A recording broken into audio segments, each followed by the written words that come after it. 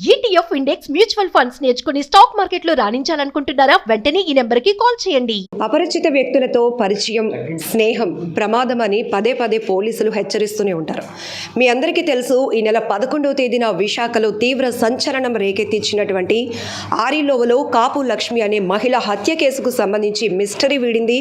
ఆ వ్యక్తిని పోలీసులు పట్టేసుకున్నారు. పీక పిసికి చంపేశాడు. అతని చేతుల్లోనే ఆవిడ చనిపోయిందని కూడా చెప్తున్నాడు.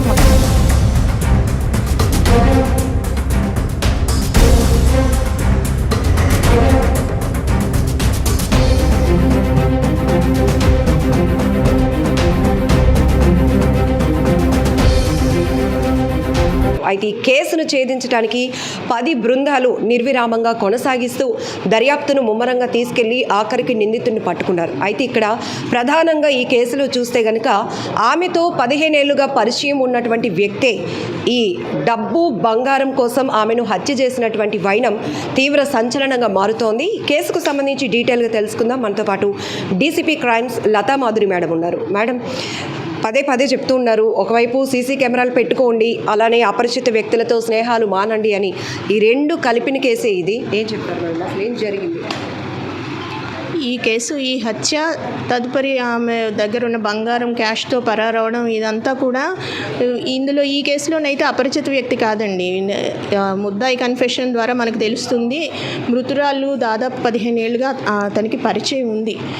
అయితే ఆ మనిషి ఎటువంటి వాడు అని గ్రహించి అటువంటి వ్యక్తిని ఒంటరిగా ఉన్నప్పుడు కానీ అసలు పరిచయాలే ఇంకా కొనసాగించకూడదు. అది అయినా సరే ఆమె అమాయకంగా అతన్ని నమ్మి రానిచ్చింది. దాన్ని అతను డబ్బు కోసం ఆమెను హత్య కూడా చేశాడు. ఆ మొత్తం నగలతో పరారయ్యాడు. ఇవి కొంచెం పబ్లిక్ జాగ్రత్తలు తీసుకోవాలి. ఎటువంటి వారిని మనం ఎలా చేస్తున్నాం, ఇంట్లోకి ఎవరితోటి పరిచయాలు కొనసాగిస్తున్నాం అనేవి కొంచెం జాగ్రత్తగా చూసుకోవాలి. చిన్నపిల్లలైనా పెద్దవారైనా అందరికీ ఇది వర్తిస్తుంది. అది కేర్ తీసుకోవాలి. మొదటైనా వీళ్ళ పరిచయం ఎలా మేడం, అసలు బంధువా లేకపోతే ఎట్లా? మనకంతా కూడా ముద్దాయి కన్ఫెషన్లో తెలిసిందేనండి. ఒక wrong call, missed call or wrong call తోటి వాళ్ళ పరిచయం మొదలైంది. ఆ తర్వాత ఇన్స్టాగ్రామ్లో తిన అకౌంట్ తను ఫాలో అవడం, తన వీడియోస్, రీల్స్ అవి ఈమె ఫాలో అవడము, ఇట్లా కొనసాగింది. మధ్య మధ్యలో ఆమెను డబ్బులు అడగడము, కొంత డబ్బులు సహాయం చేయడం, ఇట్లా కూడా జరిగింది. మృతురాలు లక్ష్మి గారు ఏం చేస్తుంటారు? ఆమె వయసు ఎంత? శివ వయసు ఎంత? శివ ఏం చేస్తుంటారు? మృతురాలు వయసు 48-49 దగ్గర ఉంటుందండి. ఈ నిందితుడు అయితే మాత్రం 34 ఇయర్స్, శివ గంగరాజు. ఇతను బొబ్బిలివాడు. వీళ్ళు దుర్గానగర్ ఆరిలోవలో ఉంటారు మృతురాలు వాళ్ళు. ఈ నిందితుడు బొబ్బిల్లో cell shop owner. Cell phones అమ్ముతాడు. అలాగే టాటూయింగ్ కూడా చేస్తుంటాడు. టాటూ శివ అని కూడా ఇతనికి పేరుంది. అలాగే చిన్న ఇంట్లో కుటీర పరిశ్రమలాగా కొన్ని ఎంబ్రాయిడరీ వర్క్స్ అది వాళ్ళ ఫ్యామిలీ మెంబర్స్ చేస్తారన్నది విషయం తెలుస్తుంది. నేను చేసిన హత్యకి కానీ, నేను చేసిన అప్పులకి కానీ నా భార్యకి పిల్లలకి సంబంధం లేదు అని ఒక సెల్ఫీ వీడియో కూడా శివ రివీల్ చేస్తున్నాడు సోషల్ మీడియా వేదికగా. ఏంటి మేడం అంతా హత్య చేయాల్సినటువంటి పరిస్థితులు వచ్చాయంటే ఇంత అప్పులకి కారణం ఏం చేశాడు? అసలు క్రికెట్ బెట్టింగేనండి. అతను అలవాటు పడ్డాడు. దాదాపు ₹1 కోటి పోగొట్టుకున్నాడు. అందులో అప్పులు చేసి కొంత బెట్టింగ్ చేశాడు. అదే 25 లక్షల అప్పు కూడా ఉంది. అవన్నిటి కోసము డబ్బులు అవసరమైనాయి. ఈమెతో పరిచయం ఉంది, తీసుకోవచ్చని పక్క ప్లాన్ తోటే రావడం జరిగింది. సో ఆ రకంగా అందులోని హత్య చేయాలని కూడా నిర్ణయించుకున్నాడు. ఏదో ఒకటి చేసి ఆమె దగ్గర ఉన్న డబ్బులతోటి తన అప్పులు తీర్చుకోవాలని నిర్ణయించుకొని రావడం జరిగింది. అందుకని ఎంతో ప్రికాషన్స్ తీసుకొని ఇతను మృతురాలు ఇంటికి రావడం జరిగింది. అలాగే అంతే ప్రికాషన్స్తో తను కన్సీల్ చేసుకుంటూ ఎన్నో ఆటోలు మారుకుంటూ తను హత్య చేసిన తర్వాత మనకి అదంతా కూడా సీసీ ఫుటేజెస్ ట్రాకింగ్లోని మనకంతా దొరికింది.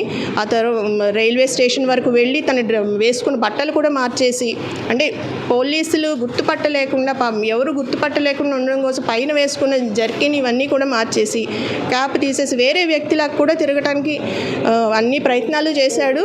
తర్వాత ఇంకా పోలీసు అంటే మీడియాలో నాట్లో కొంత వచ్చింది ఇన్ఫర్మేషన్ రావడంతో వారణాసి పారిపోయాడు. అక్కడి నుంచి ఢిల్లీ నుంచి మరలా రాయగఢ్, ఒరిస్సా, అక్కడి నుంచి చెన్నై వెళ్ళిపోదామన్న ప్లాన్ తోటి ఉండగా మనకి వైజాగ్లో దొరికాడు. పట్టపగలు పూర్తిగా రోడ్డుకి ఇరువైపులా ఇల్లులు ఉన్నాయి, వాళ్ళ ఇంటి దగ్గర సీసీ కెమెరాస్ కూడా ఉన్నాయి. అయినా కూడా ఒక మహిళని డబ్బు బంగారం కోసం హత్య జరగడం అనేది ఇది విశాఖలో జరిగిన కేసు అయినా కూడా ఇప్పుడు రాష్ట్ర వ్యాప్తంగా తీవ్ర సంచలనంగా మారినటువంటి కేసు.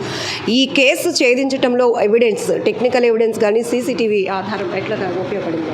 చాలా ఉపయోగపడిందండి. Mainstay CC camera footages మనకి ఇక్కడ నుంచి ఢిల్లీ వరకు తీసుకెళ్ళింది, మళ్ళీ నిందితుడి వరకు తీసుకొచ్చింది మెయిన్ సీసీ కెమెరా ఫుటేజ్. అలాగే ఇంకా మీకు తెలుసు కదా, అదర్ సైంటిఫిక్ ఎవిడెన్స్ కూడాను ట్రాకింగ్ ఇవన్నీ చేయడం జరిగింది. సైంటిఫిక్గానే అతను లొకేషన్ పట్టుకొని అప్రహెండ్ చేయడం జరిగింది. ఈరోజు రిమాండ్ కూడా పంపిస్తున్నాం. 11వ తేదీన ఎన్ని గంటలకు లక్ష్మి ఇంటికి ఈ వ్యక్తి వెళ్ళాడు, ఎన్ని గంటల తర్వాత మళ్ళీ బయటకు వచ్చాడు, ఇద్దరి మధ్య ఏమైనా ఘర్షణ జరిగిందా మేడం? ఏ వస్తువుని తీసుకువెళ్ళడం జరిగింది? 11వ తారీఖున మార్నింగ్ 10-12 ఆ ప్రాంతంలో మనకి సీసీ ఫుటేజ్ ఆ టైం స్టాంప్ బట్టి తెలుస్తుంది. అతను వచ్చి దాదాపు 2 అవర్స్ వరకు ఉండి వెళ్ళిపోయినట్లు అది కూడా ఫుటేజ్ ఆధారంగా మనకు తెలుస్తుంది. డబ్బులు అడగడము, ఆవిడ మరి వ్యతిరేకించడం ఏదో జరిగింది. దాంతో ఇతను ఆమె మెడని స్ట్రాంగులేట్ చేసేసాడు, పీక పిసికి చంపేశాడు. అతని చేతుల్లోనే ఆవిడ చనిపోయిందని కూడా చెప్తున్నాడు. మొత్తం డీటెయిల్గా చెప్పాడు. ఆమె నా బెడ్ మీదే ఎవరికి అనుమానం రాకుండా అలా పడేసి వెళ్ళిపోయాడు. సాయంత్రం వాళ్ళ హస్బెండ్ తన డ్యూటీ నుంచి వచ్చే వరకు కూడా తెలియలేదు. సాయంత్రం 5:15 ఆ టైం వరకు ఎవరికి తెలియదు. ఆవిడ ఒక్కరితే ఉంటుంది ఇంట్లో, పిల్లలు కానీ ఎవరు లేరు, అందరూ పెద్దవాళ్ళు వేరే చోట ఉంటున్నారు. సో మనకి ఆ హత్య జరిగిందనే విషయం కూడా సాయంత్రానికి తెలిసింది. అప్పటి నుంచి నిరంతరాయంగా 10 టీమ్స్ వరకు పనిచేసి డిటెక్ట్ చేయడం జరిగింది. ఈరోజు సక్సెస్ఫుల్గా నేరస్తుని పట్టుకొని రిమాండ్కి తరలిస్తున్నాం. ఫైనల్లీ పబ్లిక్కి మీరు ఇచ్చే మెసేజ్, ప్రతిసారి మేము చెప్పిస్తూనే ఉంటాం, మీరు చెప్తూనే ఉంటారు, ఇటు సీసీ కెమెరాల ఇంపార్టెన్స్ గురించి కానీ, ఇంట్లో ఇంత విలువైన వస్తువులు బంగారం అది ఉండటం వల్ల కూడా ఆఖరికి ప్రాణాలు పోతుంది. అవునండి, ఇంత క్యాష్ కానీ ఒంటి మీద ఎప్పుడు ఇంత ఒంటరిగా ఉంటున్నప్పుడు పర్టికులర్గా ఇంత క్యాష్, గోల్డ్ ఇవన్నీ కూడా ఇంట్లో పెట్టుకోవడము అడ్వైజబుల్ కాదు. బ్యాంక్ లాకర్లోనే పెట్టుకోవాలి. అలాగే ఒంటరిగా ఉంటున్నప్పుడు కొంచెం జాగ్రత్తలు తీసుకోవాలి. ఎవరిని ఇంట్లోకి రానిస్తున్నాము అనేది కొంచెం చూసుకొని మనం ప్రతి వాళ్ళు కూడా కేర్ తీసుకోవాలి, పిల్లలైనా పెద్దవాళ్ళైనా. అలాగే సీసీ కెమెరా వల్లనే ఈ కేసు మనం ఛేదించడంలో చాలా క్రూషియల్ రోల్. సో సీసీ కెమెరాలు ప్రతి వాళ్ళు ఇంటి దగ్గర పెట్టుకోవాలి. అన్ని కాలనీస్లో కూడా మోర్ సీసీ కెమెరాస్ ఉంటే నేరాలు కూడా కంట్రోల్ అవుతాయి చాలా వరకు. ఒకవేళ జరిగినా కూడా డిటెక్షన్ ఈజీ అవుతుంది. Finally tattoo Shiva financial background ఏంటి? అంతే ₹1,00,00,000 వరకు తను అప్పుల పాలు అయ్యాడు అంటే అతను అసలు ఫైనాన్షియల్గా ఏంటి కెపాసిటీ? ఆ సెల్ షాప్ అదే మెయిన్ స్టే అండి. అతనికి సెల్ ఫోన్లు అమ్మే షాప్ ఉంది, టాటూస్ వేస్తుంటాడు. చిన్న పిండి మర లాంటిది ఒకటి ఉంది, వాళ్ళ ఫ్యామిలీ మెంబర్స్ రన్ చేస్తుంటారన్నారు. పెద్ద స్తోమత ఉన్న కుటుంబం అయితే ఏం కాదు. అయినా సరే ఇప్పుడు ఈ బెట్టింగ్ ఇవన్నీ ఈజీ మనీ ఫస్ట్ ఇనీషియల్గా డబ్బులు వస్తున్నట్లు అనిపిస్తాయి కదా, ఆ ఆశతోటి, ఆ దురాశతో ఇంకా ఇన్వెస్ట్ చేద్దామని, ఇంకా పెడితే ఇంకా ఎక్కువ వస్తుందని ఆ దురాశతోటి ఎక్కువ డబ్బులు పోగొట్టుకున్నాడు. ఆ అప్పులు తీర్చడానికి మరలా ఇలా నేరాన్ని చేశాడు.